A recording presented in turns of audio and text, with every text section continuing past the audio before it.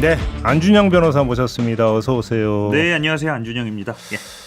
오늘 주제와 관련한 이야기에 합기 앞서서 네네. 어제 오전에 변호사님이 서울 동부구치소에서 유명한 분을 만나셨다라는 제보가 접수가 됐거든요. 그랬나요?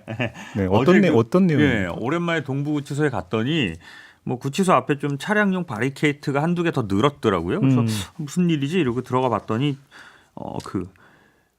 저도 이제 TV에서만 보던 그 김영환 국방장관이 변호인들 이제 접견을 오전 일찍부터 하고 있더라고요. 그래서 변호인 한 서너 명과 굉장히 뭐 열심히 이야기를 하고 있었는데 아마 어제 이 헌재에서 증인 그 신문이 있었잖아요. 네. 그거에 대해서 막 열심히 대비하는 모습 같아 보였어요. 분위기는 어땠는데요? 예, 뭐 그 표정이나 이런 거는 꼭 나빠 보이지는 않더라고요. 네. 예. 그래요? 네. 어제 이제 그 변론 증인으로 출석을 했는데 그것 때문에 이제 대비하느라고 논의했나 보고요. 예, 굉장히 좀 분주해 보였습니다. 제가 볼 때. 알겠습니다. 자, 오늘 어떤 이야기 준비해 오셨습니까? 네, 그 서부지방법원의 폭동 사태가 발생한 지 5일째를 맞이했습니다. 네. 일단 법원에 침입해서 난동을 부렸던 사람들이 100명이 좀 넘는 걸로 알려져 있는데 이제 거의 60명 가까이가 되는 많은 사람들이 좀 구속이 됐고요. 네. 민주주의와 법치주의의 최후의 보루인 법원이 점령당했다는 거에 대해서 많은 분들이 충격을 받았는데요. 네.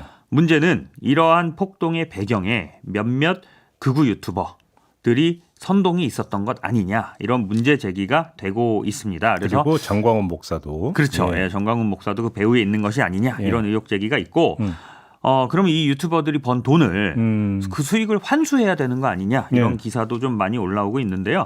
실제로 그 뭐 몇몇 시민 단체가 이 유튜버들과 정광훈 목사를 고발과 진정을 했고요.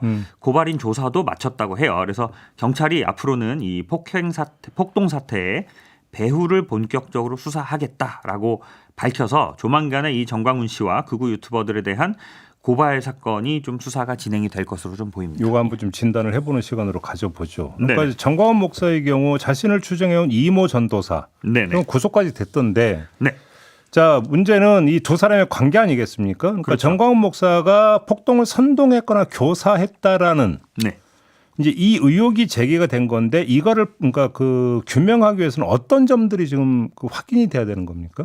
일단 아직까지는 증거는 없는 것 같아요. 그래요? 직접적인 증거는 지금까지 남아 있는 증거라고 하면 정광훈 목사가 이런 집회 현장이나 시위 현장에 나와서 뭐 국민들이 저항해야 된다. 네. 뭐 끝까지 싸워야 된다. 이렇게 다소 좀 선동을 뭐 유발할 수 있을 만한 그런 취지의 발언을 한 영상들 정도만 남아 있고 이 직접적으로 뭐 이런 법원의 폭동 사태에 직접적으로 개입한 내용은 아직 밝혀진 게 없는데 이 사랑제일교회 특임 전도사 그 구속된 사람이 또 유튜버기도 하거든요.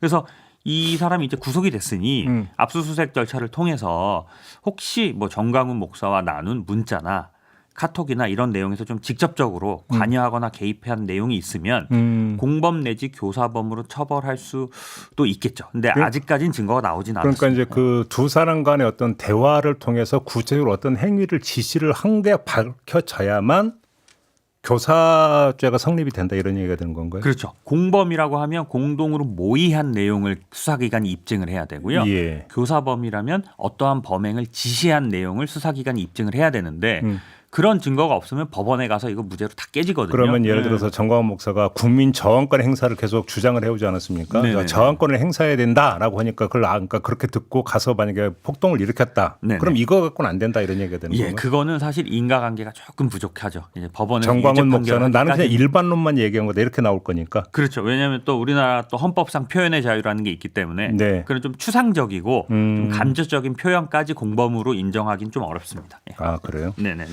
그 이제 수사 영역이 될 것 같고. 그렇죠. 이제 예. 극우 유튜버 일부 정치인 심지어 이제 김용현 전 국방장관 변호인까지 나서서 네네. 변호사 비용 마련을 위한 후원금, 기부금 네. 모아야 된다. 그러면서 개인 계좌 등을 이제 그 공개도 하고 이랬는데 이게 법적으로 문제는 없습니까? 일단은 요건 조금 나눠서 생각을 해봐야겠는데요. 네. 극우 유튜버들이 돈을 정말 많이 벌었다고 해요. 네. 그래서 뭐 어떤 기사를 보니까 뭐 상위 유튜버들 5명이 평균 수익이 일주일에 슈퍼챗 기준으로 1억이 넘었대요. 근데 이제 개인 계좌로 후원금을 받은 내용은 아직 모르거든요. 저희가 알 수가 없어서. 네. 그러니까 수익이 상당할 거란 말이죠. 네. 근데 이렇게 개인 계좌를 통해서 예. 그냥 불특정 다수한테 자발적 후원금 이런 식으로 표시해서 돈을 받는 것 자체는 기부금법의 저촉이 안 될 가능성이 높아요. 지금까지 판례를 봤을 때는. 네네. 근데 다만 특정 목적, 예를 들어 누구누구의 변호사 비용을 모집한다. 예. 이렇게 특정 목적을 밝히고 돈을 모으려면 그리고 그 모은 돈이 1,000만 원이 넘어가면 예. 그거는 사전에 그 기부금법에 따라서 다 지자체 이런 데다 등록을 해야 되는데 아, 미리 신고를 해야 됩니까? 네. 나 근데- 이런 목적으로 돈 거둘 테니까 그래서 신고합니다. 이렇게 해야 된다는 겁니까? 그렇죠. 사전에 다 신고하고 등록을 해야 되는데 뭐 기자들이 좀 알아봤더니 이 유튜버들 중에 사전에 이런 걸 등록한 사람이 아무도 없다는 거예요. 그래서 이렇게 특정 목적으로 좀 적극적으로 그 기부금을 모집하는 행위를 하면서 등록을 안 하면 기부금법 위반으로 또 처벌받을 가능성이 있고요. 실제로 이렇게 모은 돈을 변호사 비용이 아닌 다른 목적으로 썼다. 그러면 그 자체로 또 횡령죄가 될 수가 있고. 그러면 비교해서 네. 극우 유튜버가 방송을 통해서 네. 자 탄핵 반대 윤석열 석방을 위해서 군자금이 필요합니다. 여러분 후원해 주십시오가 있고 네네네. 자 아무개의 변호사 비용을 조달하기 위해서 지금 여러분의 모금이 필요합니다가 있다고 쳐요. 네. 그럼 두 개가 다른 겁니까? 그렇죠. 법적으로는 좀 다르다고 볼 수 있습니다. 앞에 부분은 특정한 목적이 군자금 이런 거 특정한 목적이 안 들어갑니까? 군자금 뭐 이런 거는 아직까지 방송에서 본 적은 없는데 예를 든 예, 거지만 보통은 이제 자발적 후원금이라고 해서 법망을 빠져나가기 위해서 내가 달라고 해서 준 거 아니고 예. 시청자들이 그냥 자발적으로 보내준 돈입니다라고 네. 하려고 그렇게 해서 모집을 하는 경우에는 예. 이 기부금법의 적용을 받기가 좀 어렵습니다. 그래요. 예, 예. 근데 변호사 비용이 필요합니다라고 이건 구체적인 목적을 지금 밝힌 거잖아요. 구체적 목적도 밝혔고 적극적으로 모집 행위를 한 거죠. 그런 것들은 기부금법의 적용을 받게 되죠. 예. 근데 이렇게 모금을 했는데 변호사 비용으로 안 쓰면 그때는 어떻게 됩니까? 그땐 이제 그 계좌를 다 수사를 해가지고 예. 실제로 집행이 안 된 부분이 있다. 예. 그럼 그 부분에 대해서는 횡령죄가 별도로 성립을 할 수 있습니다. 횡령죄가 성립이 됩니까? 네. 그리고 처음부터 변호사 비용을 쓸 생각이 없으면서 이런 걸 모집했다라고 예. 하면 사기죄도 성립할 수 있습니다. 아 그래요? 네네. 또 하나, 네. 그러니까 그 극우 유튜버가 평소 유튜브 활동을 하면서 수익을 얻는 것과 네네. 폭동 과정을 촬영 방송을 하면서 수익을 얻는 경우가 다르다고 봐야 되는 겁니까? 그러니까 사실 일반인들의 인식으로 봐서는 네. 이 폭동 과정을 촬영해서 선동해서 돈을 벌었으니 네. 이거 범죄 수익금 아니냐, 환수해야 되는 거 아니냐 예. 이렇게 생각하는 게 당연한데요. 예. 사실 그 범죄 수익 그 은닉죄에 따라서 이거를 환수 추징이나 몰수를 해야 되는데 그러려면 범죄 행위와 그 수익 간에 좀 직접적인 인과관계가 있어야 돼요. 그러니까 이렇게 자기가 단순히 폭동 사태를 방송하는데 사람들이 자발적으로 돈을 보내줬다고 해서 네. 그 돈이 과연 이 폭동 사태랑 직접적인 관련이 있는 건지 아니면 이 유튜브를 개인적으로 좋아해서 보낸 건지 수사기관이 이거 입증하기가 굉장히 곤란하기 때문에 제가 볼 때 뭐 몰수나 추징까지 가기는 현실적으로 지금 법제 하에서는 좀 어렵다고 봅니다. 하나만 더 궁금한 게 네네네. 지금 그 서부지법에서 난입해서 폭동을 벌였던 사람들 가운데 아직 검거가 안 된 사람들 있잖아요. 네네네. 이거 검거할 수 있을까요?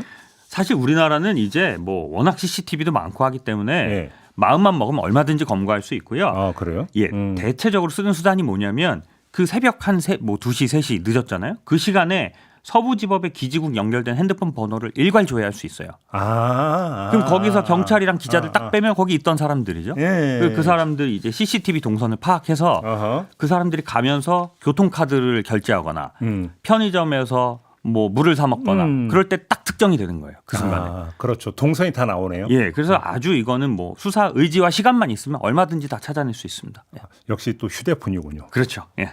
휴대폰과 신용카드. 예. 알겠습니다. 네. 자 오늘 말씀 여기까지 드려야 될 것 같네요. 고맙습니다. 네, 감사합니다. 안준영 변호사와 함께했습니다.